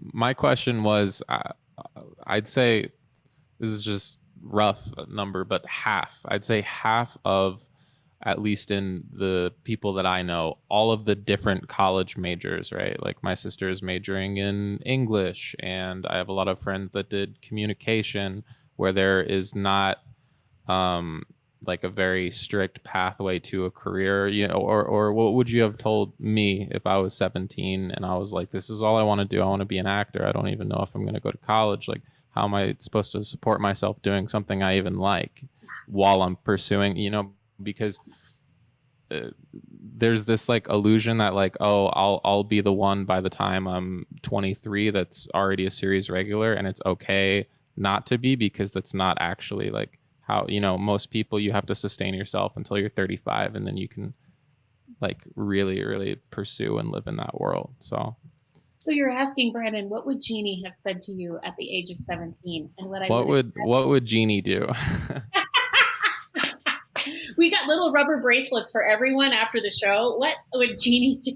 Yeah. Here's what I would have said to you at the age of 17. I would have said, obviously, there's something in you that loves to stand on a stage or get in front of a camera and communicate. That is burning like a fire inside of you, and that's why you want to be an actor. We want to do everything we can to get you on that path. And I talked about earlier about getting you education and experience that has nothing to do with expensive college classes. Like, you can learn a tremendous amount from being in high school theater or from putting on plays with your friends in the backyard. You can start moving toward that early. But then I would have said to you, let's do these 3 career assessments, and I just bet that you're going to come out really high in things like communication, winning others over. I bet that's going to be huge on your StrengthsFinder assessment. And let's identify a career that you could do. Let's call it not plan B. Let's call it a side-by-side career. And what I might have said to you is, let's find other opportunities for you to be on a stage, influencing and communicating. And so what if you had pursued a communication degree, if you're going to be in college anyway, and you get lots of experience with professors that are helping you to hone your communication. And then let's say you're in corporate education. And so your little side-by-side job is working for a corporation where you're actually doing videos explaining to people how to put together that IKEA furniture, or how to do this little tech step to set up a router, or you're doing education where it's the terrible human resources education where you have to learn about all the rules about human resources and what's acceptable in the workplace and not, except everyone loves to watch Brandon's videos because yours are funny. We would have tried to guide you towards a path that uses your greatest talents and abilities and gifts and strengths at the same time, side by side with acting development. But we would have done it with an eye towards bread and butter. How can you make money off of this? And then I think a big question I hear here is, what does a person with an English degree do? You don't go on Craigslist and look for English major jobs, but because they can communicate and because they can write and influence, English majors are welcome in many, many hundreds of professions. So what we do is internships. This is key. If you Google my last name, which is Burlowski, Burlowski, and look for the word internships, you will find I have a huge library of articles I've written on all different subjects. My internships section is huge, and I'm a big advocate of students getting internships as early as the freshman year of college so that they're out there working in the real world, networking, and getting to know people who are actually working in the bread and butter world. So you might get an internship working for United Health Group in Minnetonka, Minnesota, and you're learning about marketing for this gigantic Fortune 200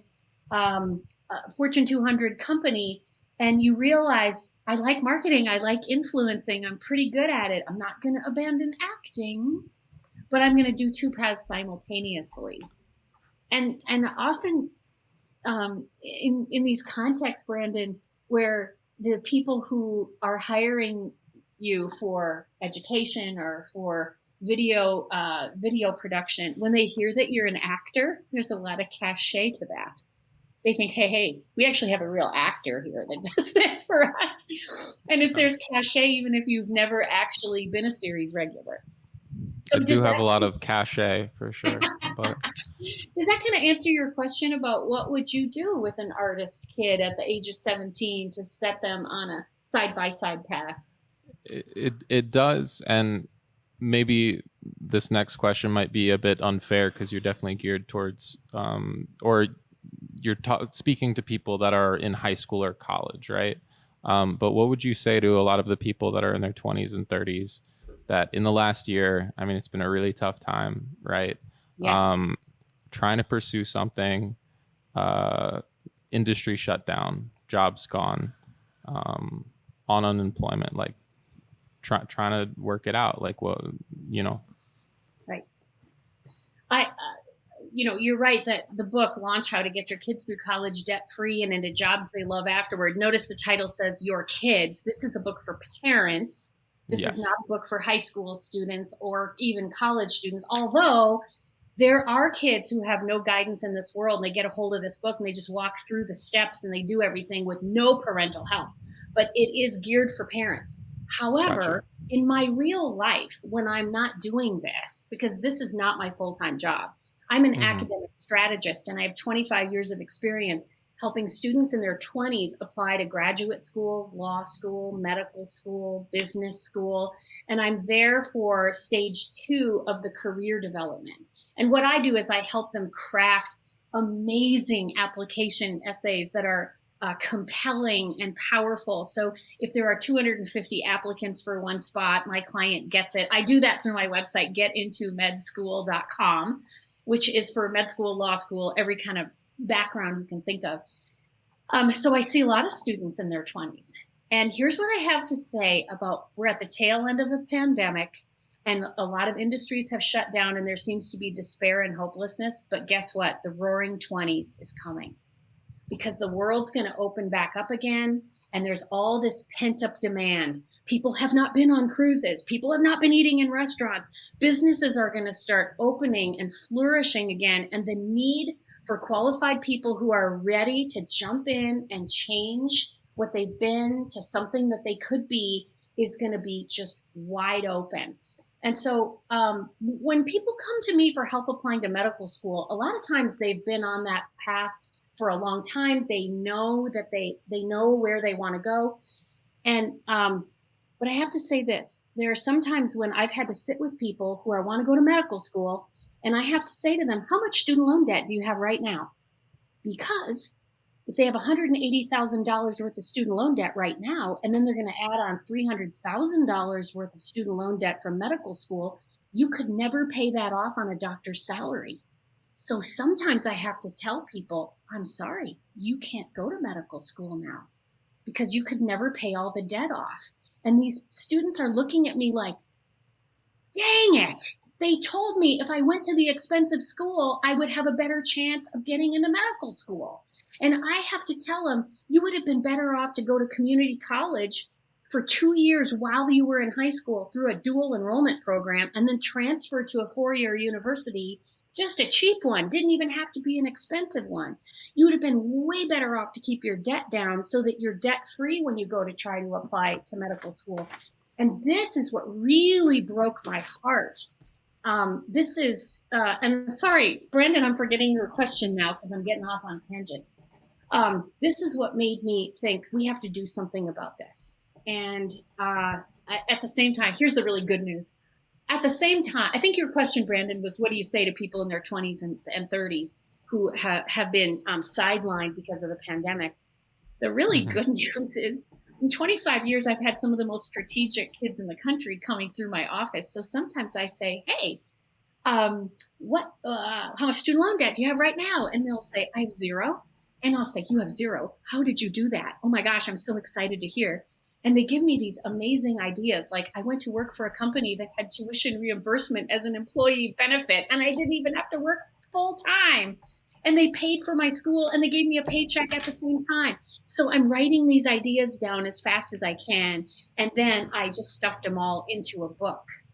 And so for those kids in their 20s and 30s, sometimes what I'm saying to them is, you really know your path. Let's just get you there as fast as possible with the least amount of debt possible. But sometimes students are coming to me, they're 26, 27, and it becomes clear that they're applying to medical school because they can't think of anything else. They don't know any other options, really. They watched ER on TV when they were a kid, so they assumed if you're a high achiever, you better go to medical school. And sometimes I say, you know what? Let's do this. Let's have you go take 3 career assessments with a caring person. Let's converge them. And I can't tell you the number of times I've pulled someone off of the very expensive medical school track and said, let's just have you go do a master's program in biotechnology. It would be perfect for what you're doing and what you care about, what you've done so far. And then we get them out in the working world doing what they love much faster. So the same advice, Brandon, same thing I'm telling 10th graders. I'm telling a lot of people in their 20s and 30s. Why? Because any of us could clarify the bullseye on the target and then take aim. And for people who are really interested in this, I know I got some parents listening to this who've got kids in 8th grade through 12th grade. I've got parents and grandparents listening to this who've got grandkids in the 20s and the 30s. My website is JeannieBurlowski.com. I think I'm going to be in the show notes for this podcast episode. We'll get you in there. There's a little approved consultants tab at the top where I recommend people that do this kind of thing. They're compassionate, caring people that do the converging of the assessments. And again, I get nothing for telling you this. I get no kickback from these people, no advertising. These are just people that I offer up to the world for making a difference. And then the other thing is for people who don't want to get a big consultant, career consultant for this, in Launch How to Get Your Kids Through College Debt-Free and into Jobs They Love Afterward, Chapter 13 is really the chapter that talks about this, and it convinces the parents, the grandparents, and the students that, hey, this might open up a whole world of job satisfaction for me, and it might save me $50,000. That's a win-win. I have a couple questions. Yeah. From what you were just answering. First question is, what's your stance, or what would you like advise a parent or like a young student as far as paid and unpaid internships? Like, what's your stance on that? Right. You know that unpaid internships are illegal. And you can just, because they're considered slave labor. Really? And so you can Google unpaid internships illegal, and you'll get to I think it's the U.S. Bureau of Labor Statistics website or something like that. They're illegal. So we do not want any unpaid internships. No, we want paid internships. And even back in the old days where some students did unpaid internships, I always said, don't take those, because what you want is a company that's going to invest in you. They're going to see you as the commodity that they want to develop and grow for the future. They want to see you as their future employee. They want to see you as, hey, we can shape this person and help them to be the employee that we're going to need tomorrow. And so if they are not willing to invest in you, they're not willing to invest money in you, that's a big tip off. They're not willing to invest time in you. And you don't want to spend the summer licking envelopes and cold calling people. So we only do paid internships. And there are a zillion of them out there. Indeed.com is a site for finding paid internships. You can use your LinkedIn network by calling, you got your connections that are connected to your connections, and you can reach out to people on LinkedIn messaging and say, I'm looking for a great internship for the summer or for the school year. Who could I talk to about that? Let me come at this from a company perspective. Companies want to grow. They want to make more money. You know how they do that? By having great people. Mm-hmm. You know how they get great people? Often they get them in the door and they develop them right there. And how great a person are you when you're able to say, you know what? I have these strengths on the Strengths Finder, and this is my Myers-Briggs type, and these are the strengths and the abilities that come out of this personality type, and here's what I'm naturally interested in. People are like, oh my gosh, you are blowing my mind. We have got to have you here. So this whole thing I've been talking about the 3 assessment, doesn't just save people money and give them meaning and purpose in life, but it actually helps make them more powerful in interviews where they're trying to get internships or jobs, or it makes them more powerful in graduate school or medical school applications. Right.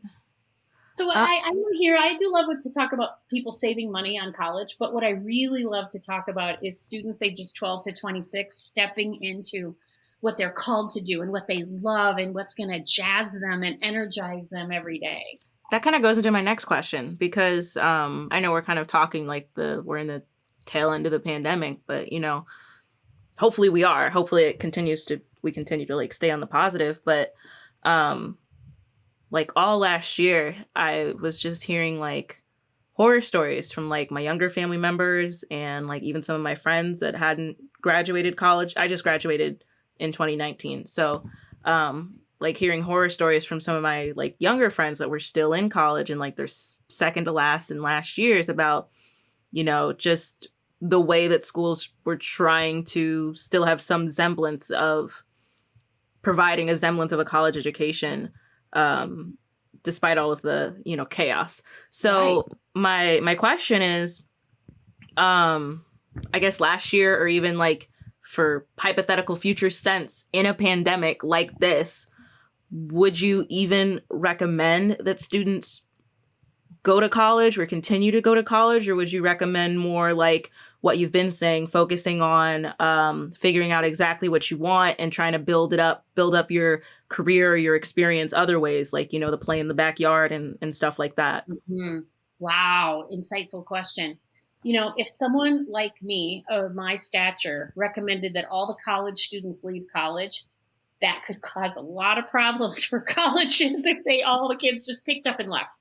So here's what I've been telling college students. Your classes are going to be online. You're going to be doing, you're like going to be doing Zoom lectures, for example. If you have a teacher that just throws in the towel and they're not teaching and they're just giving you worksheets to fill out, or they're telling you read your book and take a test and they're not lecturing, report them to the dean of the department. That's not excusable. We're paying them. They have to at least get on Zoom and do their lectures. And I've had students all over the country making a stink that, yes, it's a pandemic, but no, professor, this doesn't mean that you can stay home depressed in your pajamas and not teach us. And I've told students that if you're not getting any response, then stop.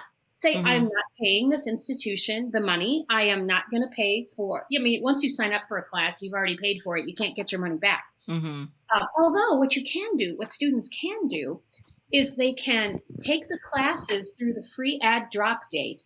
And this is a date every student should always have in their calendar and always observe it carefully as if you observe your very most important religious holiday.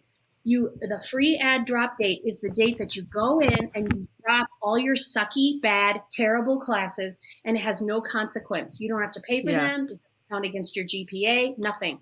And I think that if students nationwide would have gone in on free ad drop dates and said, this sucks. No, you cannot do this to us just because we're held captive by a pandemic. I'm quitting. I'm not paying for this class. And then what a lot of students did is they said, I want to keep progressing towards my degree. I have my bullseye. I want to keep going there. So some students just went and took classes at community colleges online, because sometimes the community college instructors are people who are actually business people. They're working out in the community. They really care about the students. They have smaller class sizes. And sometimes those classes were much higher quality. And then, of course, before a student signs up for a community college class, we always have them check with their degree granting 4-year institution to make sure that class will transfer back. Right. But I'm telling students, if it's not good, you're the consumer, quit and get what you need somewhere else. But I probably wouldn't tell students to just quit college and just go do plays in the backyard. No, not quitting, just a gap year or something like that, because I'd heard so many different like horror stories about people who feel like they got kind of swindled into paying their tuition for the year or for the semester when they can't leave their dorms, they can't go anywhere, they can't do like club events, and they're not getting the same amount. And the housing, the same amount. Right, exactly. And they were paying the same amount. One of the strategies for getting kids through college debt free is that we like them to finish college fast. Right. Yeah. So I have strategies for this. For example, take dual enrollment college classes in high school if that's possible in your state, which just means you got to take algebra class. Don't take it at the high school. If your state allows it, go down the street to the community college, take it out of college. You got college credit and high school credit at the same time. And I'm constantly about, we're doing this fast, because if you can get through fast, you're at your bullseye faster. You can start making money faster. You can then, what I love to say to students is, live a ridiculously frugal life and make a game out of it, and invest your money. Invest your money as much as you can. Now, there's a great book, Simple Path to Wealth. Oh my gosh. Invest your money with the goal of becoming work optional when you're 45 or 50, which means you may not have to work anymore. You can walk away from any job that you hate. So I'm trying to get kids through fast. So what I would probably like them to do, if possible, is use the free add drop date, quit the bad classes, and keep looking for tolerable education opportunities that can move the ball forward toward the graduation goal. Mm-hmm. So, Jeannie, how did you decide on a career? Oh my goodness. Myself, I had a terrible time. Neither of my parents had been to college. And keep in mind, this was like 40 years ago that I was doing the college path. I knew I was going to go to college. So I just started blindly taking college classes, but I was strategic enough to have one good idea. I said, I'm going to get a college degree in something I'm already good at. So I identified what I thought were my two greatest talents, and Brandon, acting was one of them. This ability to stand on a stage and captivate and be passionate and be able to communicate. So I got a degree in communication and English. And at the time I picked English because I just thought, well, it goes along well with communication. I am pretty good at writing, but I never thought I was going to ever write a book or anything. And boy, just simply that principle of taking something I was already good at and stretching it and expanding it and making it better, that took me a long way toward my goal. And actually, the way that I got into what I'm doing right now, I told you I'm an academic strategist, 25 years of helping people apply to law school, medical school, grad school, and business school. What happened to me was I was in a restaurant, and a chance little reading of one of those little newspapers that's just for the community while I was waiting for my friend, it said that Kaplan, the Stanley Kaplan Educational Center, was looking for instructors for their SAT and ACT courses. And it was a little part-time thing that you did on the side. And they said, we want you to have extraordinarily high SAT, ACT scores. We want you to have extremely high GPA from college. We want you to be an outstanding communicator. I was a little pissed off at these people with their little ad in the newspaper. So I called them up and said, who the heck are you that you think you can attract people like of this caliber? And they go, well, we're Stanley H. Kaplan, which is called Kaplan now. We're #1 in test preparation in the country. Who are you? And I said, well, they said, do you meet the qualifications? I said, yes. They said, why don't you come down for an interview? So I started teaching classes, Kaplan classes for people, the LSAT for law school, the MCAT for medical school, the GMAT for business school, SAT, ACT, PSAT. I taught their speed reading course. And I loved it. I never had a student that I didn't love. And those students started showing me their applications to get into medical school or law school or business school. And at first I didn't know what to say, but I knew how to analyze argument because I taught the LSAT, and the LSAT is 50% of it is analyzing argument. So I remember I said to one guy, what you've said here is I went on a mission trip to Haiti and I fell in a sewer. Therefore, I should be a doctor. Is that really what you meant to say? And he said, no. And I said, well, let's explore the real reasons why it does make sense for you to be a doctor. And that was my start on this path of helping students to get into law school, medical school, graduate school. And then it was those students who influenced me to get passionate about debt-free college. Now, I tell you that whole story just to say this. At the very bare bones, I did one thing that was strategic. And that was, as I went to college, I decided I wasn't going to fool around with getting involved in statistics or math, because that's not what I love. That's not what lights me up. What lights me up is people communicating, influencing. So I specifically got educational training that expanded that. And if nothing else, if your listeners here today can help their kids to identify what they're naturally good at, and then you get extra training in that, and the students are going to feel like, this isn't even fair. These classes are so easy for me because I'm just naturally talented at this. Shouldn't that be harder? No, this is where you know that you've landed in your sweet spot and your place that you're going to change the world.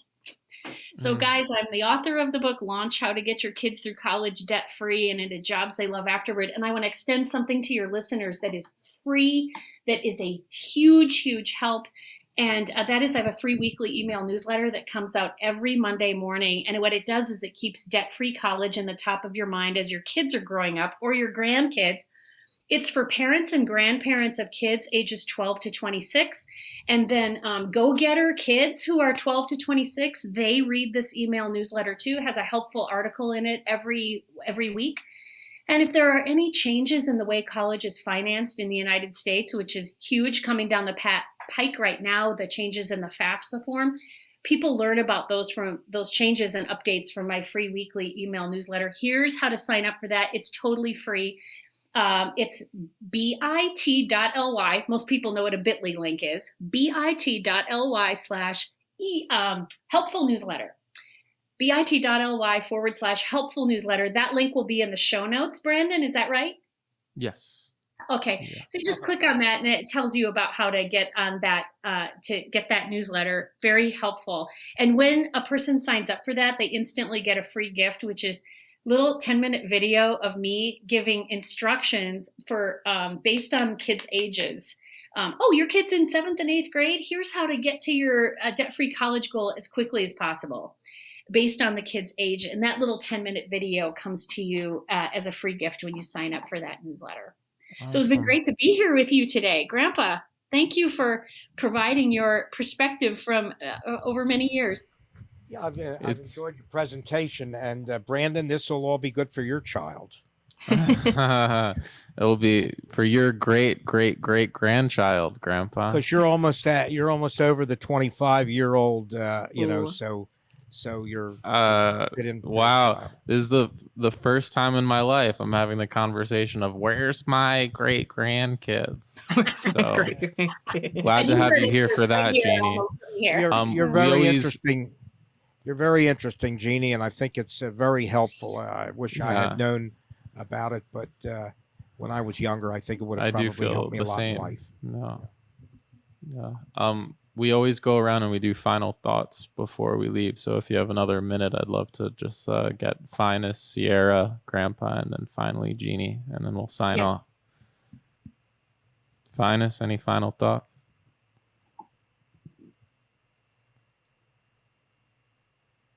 You muted, homie. You muted. I forgot my dog was barking in the background. Yeah. To mute the camera. Final thoughts. No, this is useful. This is good. Seems.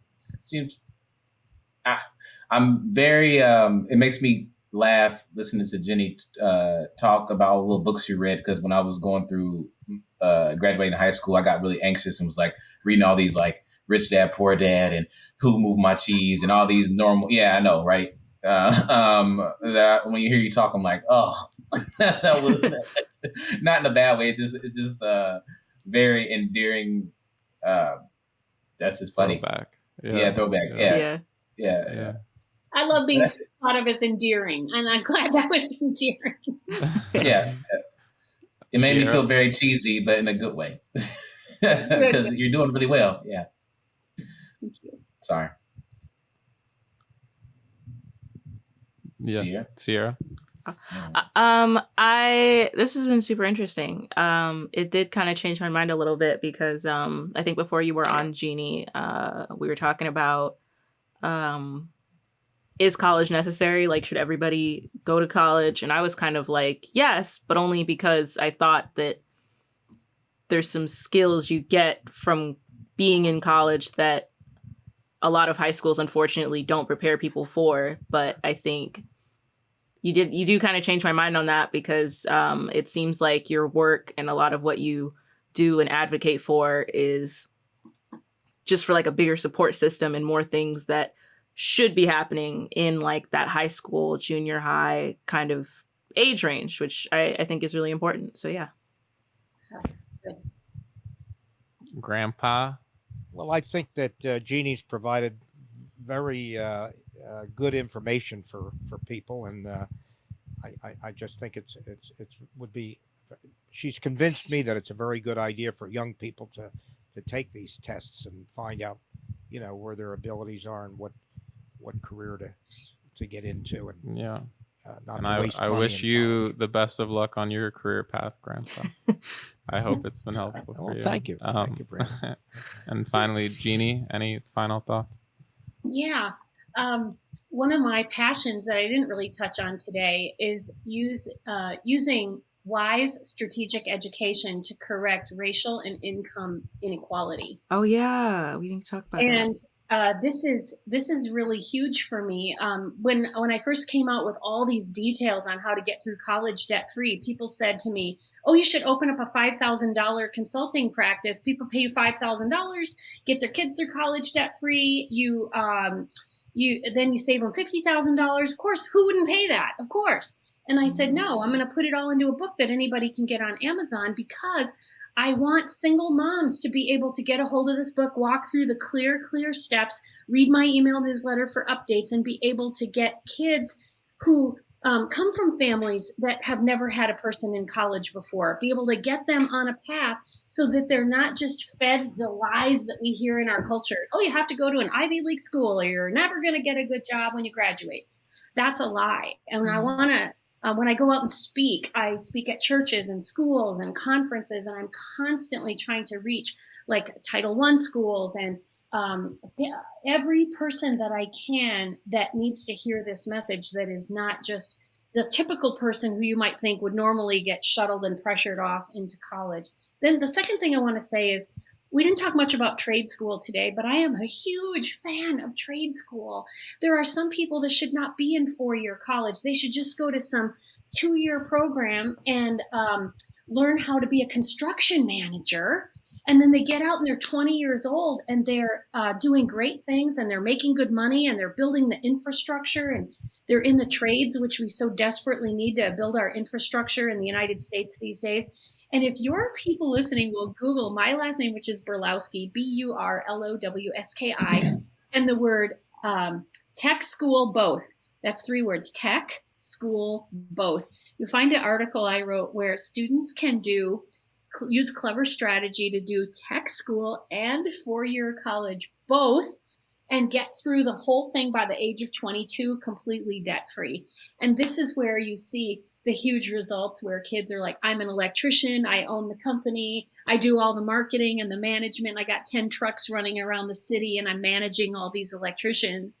And they're doing it really young because they were strategic when they started out. That's another gift I'd like to leave with your listeners. It's been great to be here today. Grandpa. Yeah. Grandpa, Thank you for coming. Thank you. Thanks for you coming in and spending time with us, because I really have enjoyed this program. I've learned quite a bit from it. Thank you so much, Jeannie. Once again, we so appreciate it. Thank you to Melissa and Cole and Grandpa. I love you. That's a wrap. See you guys next week.